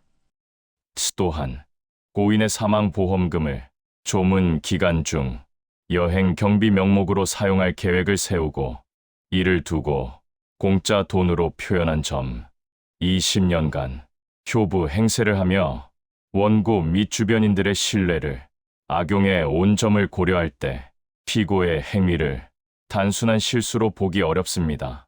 재판장은 민수와 유진을 번갈아 보았습니다. 이에 따라 원고와 피고의 이혼을 인용하고 혼인 기간 동안 형성된 재산은 전액 원고 김민수에게 귀속하는 것이 타당하다고 판단합니다. 또한 피고는 원고에게 위자료 및 부당이득금 중 일부를 배상할 책임이 있습니다. 망치 소리가 짧게 그러나 선명하게 울렸습니다. 이상으로 선고를 마칩니다. 판결문이 낭독되는 동안 유진은 입술을 물고 있었습니다. 선고가 끝나자 그제야 재판장을 향해 감정이 폭발했습니다. 저도 이 집에 20년을 바쳤어요. 시어머니 모시고 집안일 다 하고 제가 없었으면 이 집 벌써 무너졌을 거예요. 저한테도 권리가 있어요. 저만 나쁜 사람 만들지 말아요. 하지만 그 말은 이제 판사의 귀에도 방청석 사람들 귀에도 예전처럼 들어오지 않았습니다. 그동안 유진이 쌓아왔던 효부라는 이름이 어디까지가 진심이고 어디부터가 계산이었는지 그 답은 이미 충분히 드러난 상태였기 때문입니다. 법정문을 나와 긴 복도로 나오자 서늘한 공기가 민수의 볼을 스쳤습니다. 서연이 조심스럽게 아버지에게 다가와 물었습니다. 아빠, 괜찮아요? 민수는 아이를 바라보며 작게 웃어 보였습니다. 조금 힘들다. 솔직한 말이었습니다. 하지만 바로 뒤에 한마디를 더 붙였습니다. 근데 어제보다야 낫다. 지우가 머뭇거리며 말했습니다. 엄마, 이제 아예 우리랑 상관없는 사람이 되는 거예요. 민수는 잠시 복도 끝을 바라보다가 입을 열었습니다. 복도 끝 의자에 유진이 변호사와 함께 앉아 고개를 떨군 채 울고 있는 모습이 작게 보였습니다. 한때는 그 옆자리가 자신의 자리였습니다. 20년을 함께 산 사람, 좋았던 날도 있었고 웃었던 기억도 있었습니다. 하지만 지금 이 순간만큼은 그 모든 시간이 다른 의미로 보였습니다. 민수는 천천히 고개를 돌려 아이들을 바라보았습니다. 사람 인연이란 게 끝이 어디라고 딱 잘라 말하긴 어려울지도 모른다. 그래도 분명한 건 이제부터 우리가 어디를 보고 살지는 우리 셋이서 정하면 된다는 거다. 그 말에 서연이 작게 고개를 끄덕였습니다. 난 아빠가 부끄럽지 않았으면 좋겠어. 오늘 아빠 진짜 멋있었어. 지우도 투덜대듯 말했습니다. 나도 아빠가 그냥 참았으면 그게 더 싫었을 것 같아. 민수는 헛웃음이 나올 뻔했습니다. 그래? 너희 눈에도 그렇게 보였나 보네. 그 말과 함께 가슴속 어딘가에 얹혀있던 돌덩이가 조금은 가벼워지는 것 같았습니다. 완전히 사라진 것은 아니지만 이제는 무게를 견딜 수는 있을 것 같은 정도로 민수는 두 아이의 어깨에 각각 한 손씩 올렸습니다. 할머니 말대로 할 거다. 복수는 여기까지. 말끝을 부드럽게 내려놓으며 덧붙였습니다. 이제부턴 우리가 어떻게 살지 그것만 생각하자. 유난히 맑은 바람이 세 사람 곁을 스쳐 지나갔습니다. 문 앞에 서서 민수는 한번 하늘을 올려다봤습니다. 회색 구름 사이로 조금씩 파란 틈이 보이고 있었습니다. 엄마, 이제부터는 정말로 제가 제 발로 이 애들 데리고 가보겠습니다. 그 말은 입 밖으로 나오지 않았지만 민수의 마음 한가운데 조용히 새겨졌습니다. 그리고 세 사람은 법정을 뒤로하고 천천히 밖으로 걸어나갔습니다. 이제야 비로소 어디로 가야 할지 조금은 알 것 같은 발걸음으로 법정을 나온 그날로부터 딱 1년이 지났습니다. 민수의 집 주소는 바뀌었고 집 크기도 줄어들었지만 식탁 위에 놓이는 밥그릇 수는 하나도 줄어들지 않았습니다. 작은 전셋집, 방 2개짜리 아파트, 거실 창문 밖으로는 멀리 아파트 단지 놀이터가 보이고 저녁마다 아이들 웃음소리가 바람을 타고 올라왔습니다. 예전 같으면 시끄럽다 했을지도 모를 소리가 지금은 민수에게 살아있다는 증거처럼 들렸습니다. 아침 7시 부엌에서는 된장국 끓는 냄새가 났습니다. 민수는 앞치마를 두르고 양파를 썰다가 괜히 웃음이 나왔습니다. 예전에는 칼질 한번 제대로 안 해봤는데 아빠, 김치 없어? 잠이 덜 깬 목소리로 지우가 식탁에 털썩 앉았습니다. 김치는 저기. 아빠가 어제 담근 거. 지우가 젓가락을 멈췄습니다. 그냥 사온 거 아니고? 민수가 눈썹을 치켜 세웠습니다. 야, 네 아빠가 이제 김치도 담그는 사람이야. 믿기지 않겠지만 묵은지 찌개도 한다. 그때 방에서 나오던 서연이 피식 웃었습니다. 아빠, 그건 인정. 아빠 김치찌개는 엄마보다 맛있었어. 순간 공기 한쪽이 조금 무거워졌습니다. 엄마라는 단어는 여전히 이 집에서 조심스러운 단어였습니다. 하지만 서연은 눈을 피하지 않았습니다. 엄마 김치찌개도 맛있긴 했는데 아빠 건 뭔가 좀 더 집 같은 맛이야. 민수는 말없이 웃었습니다. 그래? 그 말 들으니까 어제 밤새 썰은 손가락이 덜 아픈 것 같다. 농담처럼 흘려보냈지만 그 말 속에는 조금씩 이 집이 새로 만들어지고 있다는 안도감이 숨어 있었습니다. 회사에서도 민수의 자리는 변했습니다. 예전에는 늘 야근 당번처럼 남아서 남들 못 맞는 일까지 떠안던 사람이었지만 요즘 민수는 딱 필요한 만큼만 버티고 정시에 퇴근하는 사람이 되었습니다. 복도 끝 커피 머신 앞 격리부 차장 김선희가 머그컵을 들고 서 있다가 민수를 발견하고 웃었습니다. 김 과장님, 요즘 얼굴이 좀 펴지셨어요. 민수는 머리를 극적였습니다. 제가요? 글쎄요. 별로 달라진 건 없는데 달라졌죠? 예전에는 어디 먼 데만 보고 계신 얼굴이었는데 요즘엔 눈동자가 사람을 보고 있잖아요. 뜻밖의 말에 민수는 웃음과 쑥스러움이 섞인 표정을 지었습니다. 그게 칭찬인가요? 뭐예요? 선희는 머그컵을 하나 더 꺼내 민수 앞에 내밀었습니다. 칭찬 맞아요. 커피 좋아하시죠? 오늘은 제가 한 잔 쓸게요. 애들 시험 기간 끝났다면서요? 민수는 살짝 놀란 표정이 되었습니다. 그걸 어떻게? 점심시간에 전화하시는 거 가끔 들리거든요. 서연이, 지우 맞죠? 이름 예쁘더라고요. 민수는 조금 머쓱해져 커피를 한 모금 마셨습니다. 예전에는 이런 사소한 대화조차 미안했습니다. 집에 있는 눈치, 누군가의 표정, 언제 터질지 모르는 불만을 늘 의식해야 했습니다. 이제는 그 눈치에서 조금 자유로워진 대신 아이들에게 더 많이 신경 써야 했습니다. 민수는 컵을 내려놓으며 말했습니다.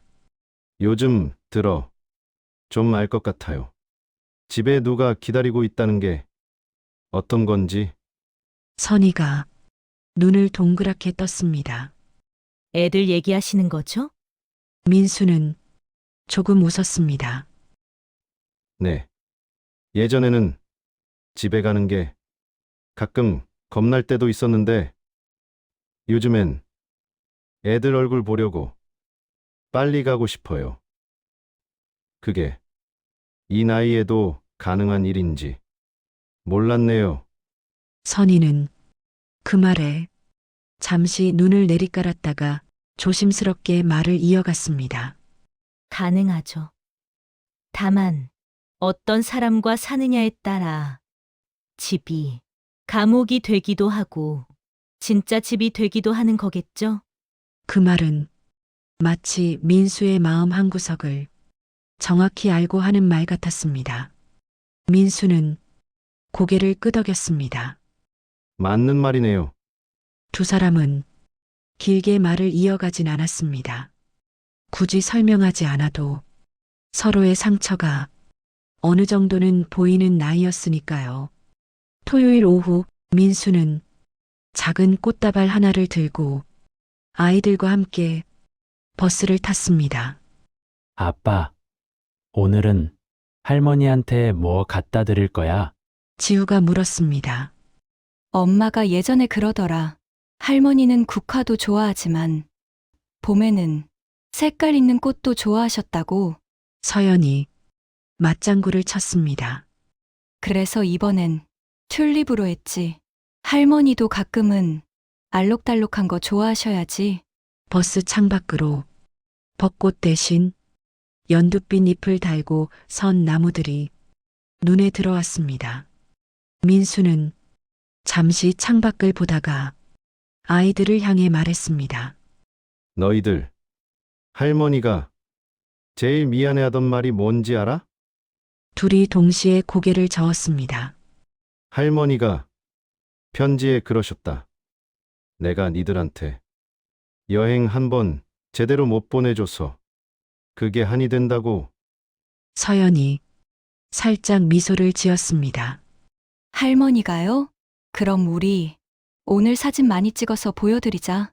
묘비 앞에서 보여주면 할머니도 좋아하시겠지. 지우가 장난스럽게 말했습니다. 근데 묘비 앞에서 셀카 찍는 건 좀 이상하지 않아? 야, 웃으라는 소리지. 그래도 할머니가 좋아하셨던 거 다 해보는 거야. 셋이서 이야기를 나누며 가는 길은 예전처럼 무겁고 조용한 길이 아니었습니다. 공원 묘역 언덕 위 정순의 묘비 앞 잔디는 곱게 잘 다듬어져 있었습니다. 누군가 다녀간 흔적인 듯 작은 음료수 캔이 하나 놓여 있었습니다. 아마 오말순 권사가 다녀간 듯 했습니다. 민수는 가져온 꽃다발을 내려놓고 잔디 위에 손을 얹었습니다. 엄마, 저 왔어요. 서연과 지우도 나란히 서서 머리를 숙였습니다. 할머니, 저 서연이에요. 요즘 아빠 진짜 열심히 살고 있어요. 예전보다 훨씬 많이 웃고요. 지우도 덧붙였습니다. 저도요. 아빠가 해준 김치찌개가 엄마보다 맛있었다고 하면 할머니가 삐지시려나? 셋이서 작게 웃음이 났습니다. 민수는 손가락으로 묘비 글자를 천천히 쓰다듬었습니다. 사랑하는 어머니, 박정순. 엄마, 이제야 조금 알겠어요. 엄마가 평생 무슨 생각으로 살았는지. 민수는 속으로 말을 이었습니다. 엄마는 복수하라고 돈 남긴 거 아니었죠.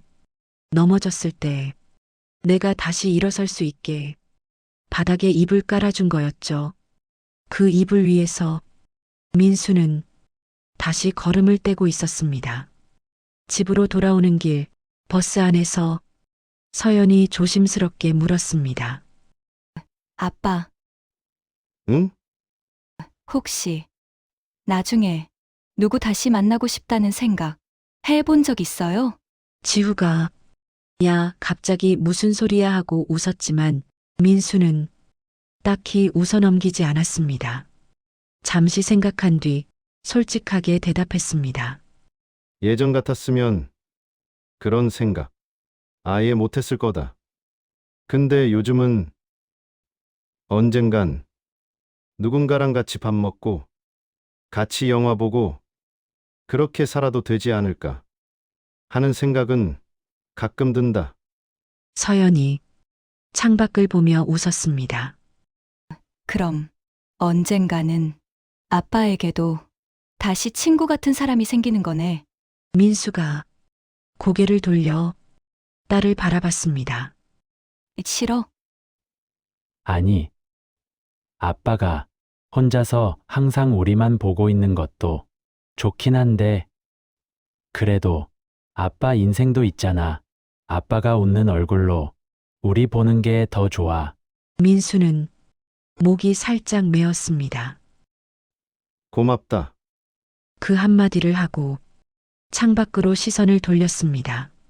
머릿속에 누군가의 얼굴이 슬쩍 떠올랐다가 사라졌습니다. 회사 커피 머신 앞에 서 있던 조용히 커피를 한 잔 건네주던 사람. 그 얼굴은 아직 미래라는 그릇에 담을 준비가 되지 않았지만 적어도 민수의 마음은 이제 과거만 보고 있지 않았습니다. 집에 도착하니 해가 이미 기울고 있었습니다. 거실 창밖 하늘이 주황색으로 물들어 있었습니다. 민수는 불을 켜지 않은 채 한동안 창가에 서 있었습니다. 노을빛이 방 안으로 스며들며 아이들 책상, 식탁, 소파 위를 조용히 덮었습니다. 이 집에는 이제 더 이상 숨겨진 통장도 몰래 하는 통화도 연기 섞인 눈물도 없었습니다. 대신 이 집에는 조금은 어설픈 아빠의 반찬과 투닥거리면서도 서로 챙기는 남매, 그리고 저녁마다 창문 너머로 들어오는 아이들 웃음소리가 있었습니다. 민수는 작게 중얼거렸습니다. 그래. 이 정도면 나쁘지 않다. 자신에게 내리는 소박한 판결이었습니다.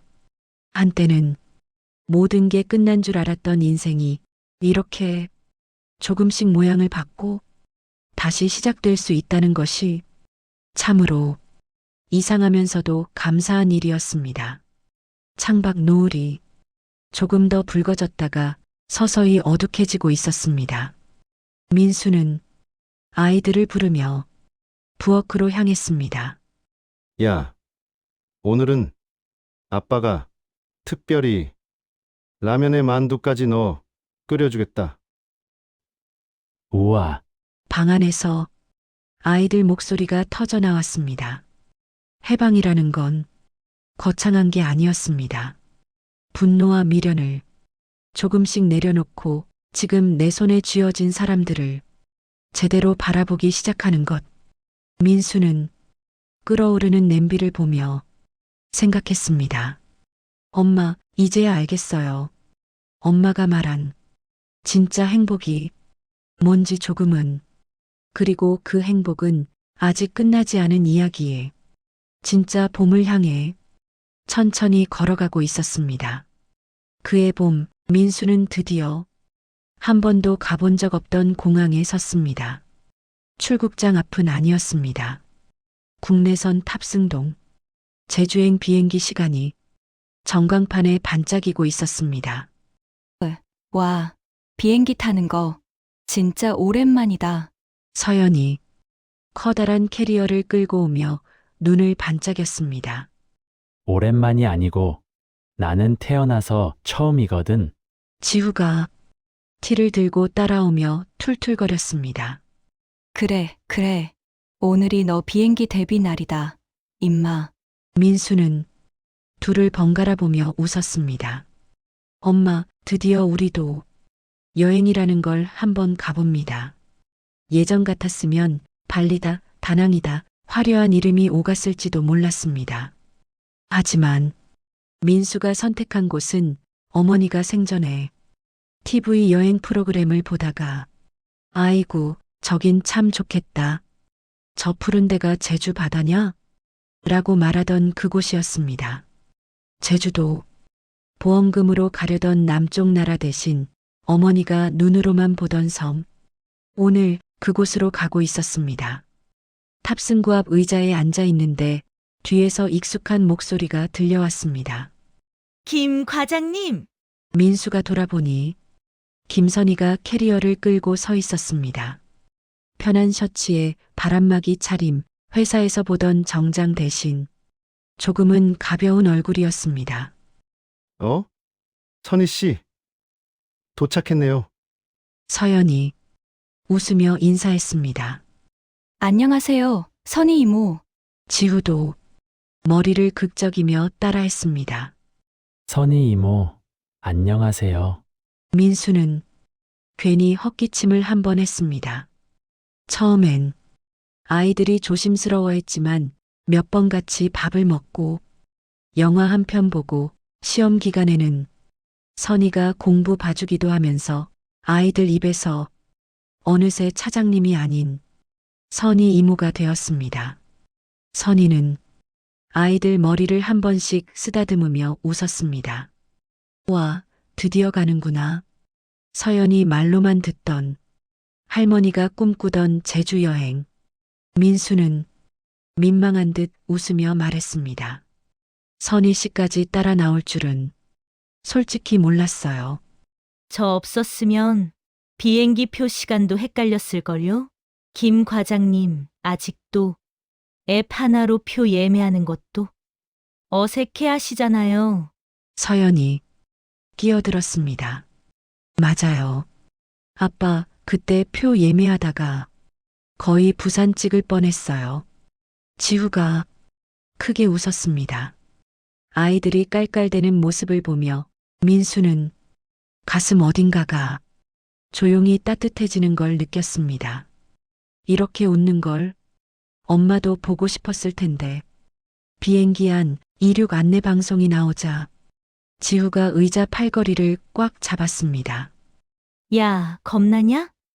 서연이 놀리자 지우가 인상을 썼습니다. 아니거든. 그냥 처음이라 그렇지. 민수는 두 아이 사이에 앉아 작게 웃었습니다. 창가 쪽에 앉은 선희가 조심스럽게 말을 걸었습니다. 괜찮으세요? 네, 뭐. 회사에서 출장 갈 일도 없어서 비행기랑은 인연 없나 보다 했는데 이 나이에 처음 타보네요. 그럼 오늘이 새 출발 기념인 거네요. 그 말에 민수는 잠시 멈칫했습니다. 새 출발이라는 단어는 여전히 조금 조심스러웠습니다. 하지만 오늘만큼은 그 말을 그냥 그대로 받아들이기로 했습니다. 그러게요. 뭐 그렇게 생각해도 괜찮을 것 같네요. 비행기가 활주로 위를 달리더니 곧 땅에서 살짝 떼어졌습니다. 지우가 작게 소리쳤습니다. 우와 뜬다. 서연도 창밖을 손가락으로 가리켰습니다. 아빠, 저기 봐요. 우리 살던 동네가 장난감처럼 보여. 도시의 건물들이 점처럼 작아지고 강과 도로가 하나의 선처럼 엮여 보였습니다. 민수는 창밖 풍경을 보다가 문득 지난 세월이 한꺼번에 떠오르는 느낌을 받았습니다. 20년 동안 난 저 아래 어딘가에서 늘 똑같은 자리를 맴돌고만 있었던 건지도 모르겠다. 이제야 조금 높이 올라와 자기 인생을 내려다보는 것 같았습니다. 제주공항에 도착하자 습한 바람 속에 짙은 흙냄새와 바다 냄새가 함께 섞여 민수의 코끝을 스쳤습니다. 와, 공기부터 다르다. 지우가 크게 숨을 들이마셨습니다. 서연은 휴대폰 카메라를 켠 채 주위를 빙빙 돌려 찍었습니다. 할머니한테 보여줄 영상 찍어야지. 숙소는 바다가 내려다 보이는 작은 펜션이었습니다. 거실 창을 열자마자 푸른 바다와 돌담길이 한눈에 들어왔습니다. 선희가 창밖을 보며 말했습니다. 정말 잘 골랐네요, 여기. 어머님이 오셨으면 진짜 좋아하셨겠다. 민수는 잠시 말이 막혔다가 조심스레 입을 열었습니다. 엄마가요. TV에서 제주 나오는 거 볼 때마다 그러셨어요. 나는 저런 데랑은 인연이 없는갑다. 그러면서도 채널은 끝까지 안 돌리셨어요. 서연이 창가에 기대어 말했습니다. 그럼 오늘은 할머니랑 같이 온 거네. 몸은 못 와도 마음은 여기 같이 있는 거지.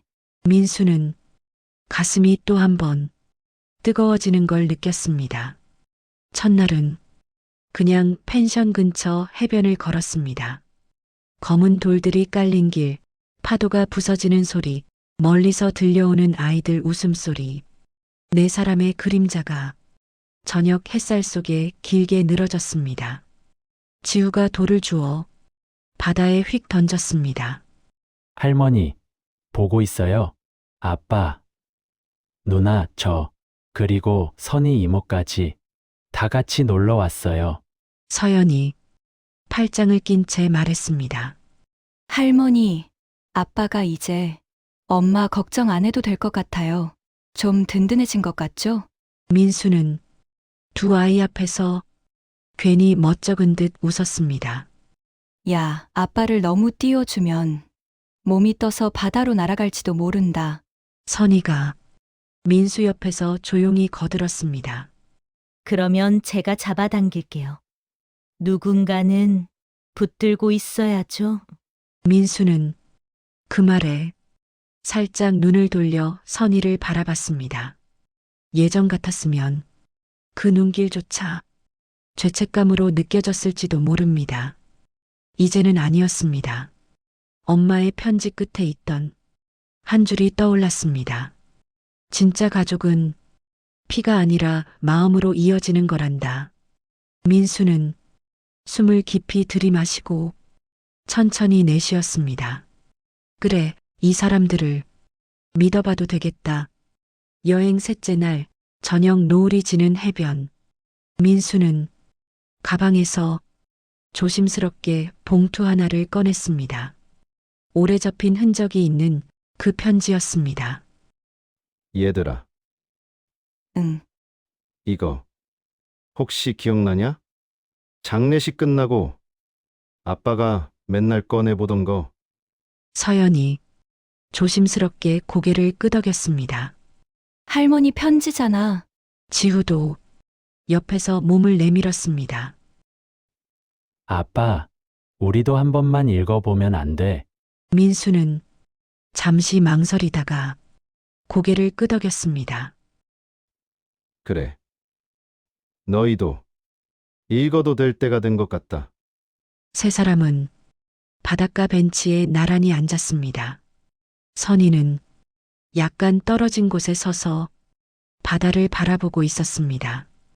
민수는 편지를 펼쳐 아이들에게 들리게끔 천천히 읽기 시작했습니다.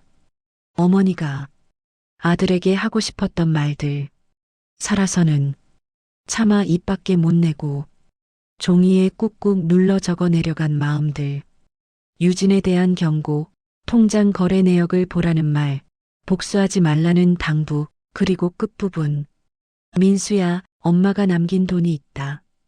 그건 네가 넘어졌을 때 너를 다시 일으키는 돈이지, 누구를 미워하고 찌르는 데 쓰라고 남기는 돈이 아니다. 민수의 목소리가 살짝 떨렸습니다. 진짜 가족은 피가 아니라 마음으로 이어지는 거다. 네 옆에 네를 진심으로 아끼는 사람이 있다면 그 사람이 피 한 방울 안 섞였어도 가족이다. 서연과 지우가 가만히 아버지 얼굴을 바라봤습니다. 민수는 마지막 한 줄을 조용히 읽었습니다. 엄마는 네가 언젠가 미워하는 마음 말고 고마운 마음으로 누군가 손잡고 사는 날이 오기를 바란다. 편지를 덮자 잠시 세 사람 모두 말이 없었습니다. 파도 소리만 규칙적으로 들려왔습니다. 서연이 먼저 입을 열었습니다. 아빠, 응, 할머니, 되게 멋있다. 지우도 끄덕였습니다. 그러게, 우리 할머니, 완전 영화 속 사람 같아. 민수는 조용히 웃었습니다. 할머니는 배운 것도 많지 않고 멀리 가본 것도 없지만 살면서 부딪힌 것들이 많았던 분이니까. 서연이 살짝 장난스럽게 말했습니다. 그럼 아빠 옆에 아빠를 진심으로 아끼는 사람도 가족인 거네? 지우가 누구? 하고 묻자 서연이 대놓고 선희 쪽을 힐끔 봤습니다. 몰라. 누가 있을까? 민수는 얼굴이 살짝 붉어지는 게 느껴졌습니다. 그렇다고 부정하진 않았습니다. 그 순간 노을빛이 서서히 바다를 붉게 물들였습니다. 바다 위에 불타는 듯한 길이 하나 열려 있는 것만 같았습니다. 엄마, 이 길을 누구 손잡고 걸어가야 하는지 이제는 조금 알 것 같아요. 민수는 살짝 자리에서 일어나 선희 쪽으로 걸어갔습니다. 선희가 바다를 보다가 민수를 보고 웃었습니다. 애들이 뭐래요? 그냥 할머니가 멋있대요. 민수는 웃으며 덧붙였습니다.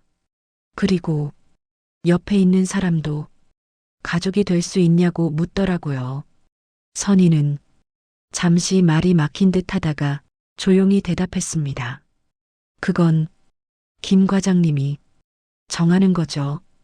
민수는 노을진 바다를 바라보며 천천히 말했습니다.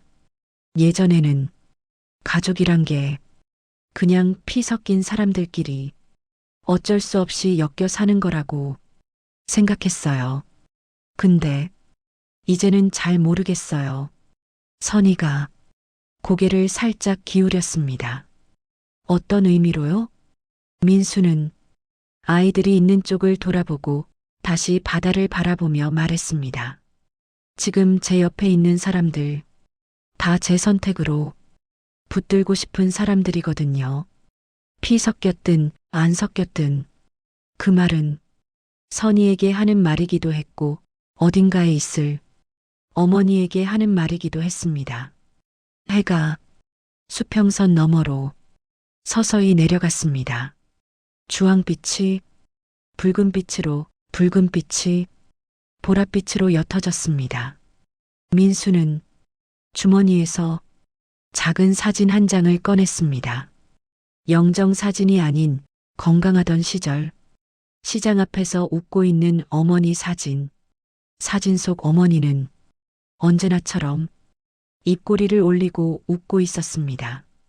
민수는 사진을 조심스레 쓰다듬으며 작게 속삭였습니다. 엄마, 보험금으로 발리는 못 갔다. 대신 엄마가 TV 보면서 가고 싶다던 제주도에 이렇게 애들이랑 같이 왔다. 엄마 돈은 누군가의 욕심 채우는 데 말고 우리가 다시 웃는 데 쓰고 있다. 그리고 한마디를 더 보탰습니다. 엄마 말대로 이제는 미워하는 마음 말고 고마운 마음으로 살아보려고 한다. 바람이 사진을 스치고 지나갔습니다. 마치 누군가 가볍게 볼을 쓰다듬는 것 같았습니다. 멀지 않은 곳에서 서연과 지후, 선희가 서로 장난을 치며 웃고 있었습니다. 민수는 그 모습을 가만히 바라보다가 천천히 그들 쪽으로 걸어갔습니다. 진짜 가족은 피가 아니라 마음으로 이어지고 진짜 사랑은 계산이 아니라 시간과 선택으로 쌓이며 진짜 행복은 누군가를 밟고 올라선 자리에 아니라 함께 일어서서 같은 방향을 바라보는 자리에서 조용히 피어나는 것인지도 모릅니다. 어머니의 보험금으로 여행을 가고 싶었던 며느리가 있었고 그 보험금으로 진짜 가족여행을 떠나게 된 아들이 있었습니다. 누군가는 계산으로 손을 뻗었고 누군가는 고마움으로 손을 내밀었습니다. 이야기가 길게 돌아 이곳에 도착했을 뿐 정순의 소원은 결국 이루어졌는지도 모릅니다. 내 새끼들 행복하게만 살아라. 노을 속에서 그 목소리가 어렴풋이 들리는 것 같았습니다. 민수는 아이들 곁에 서서 같이 바다를 바라보며 말했습니다. 얘들아, 응? 우리 여기서부터는 거짓 없이 계산 말고 진심으로만 살아보자. 서연과 지우가 장난스럽게 대답했습니다. 콜, 좋지. 선희도 조용히 웃으며 고개를 끄덕였습니다. 봄바람이 불어왔습니다. 누군가의 끝에서 시작된 이야기, 누군가의 마지막에서 비로소 출발한 이 봄은 이제 이 가족의 이름으로 다시 쓰여지고 있었습니다. 그리고 그 이야기는 책 속이 아니라 이들의 내일이라는 시간 속에서 계속해서 이어질 것입니다. 거짓 없이 진심으로 오늘도 한 사람의 인생 이야기를 함께 했습니다.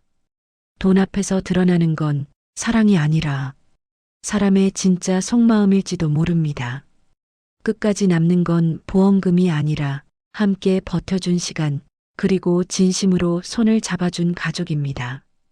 이 이야기가 당신의 마음 어딘가를 살짝 건드렸다면 구독과 좋아요로 또 다른 인생 이야기를 함께 해주세요.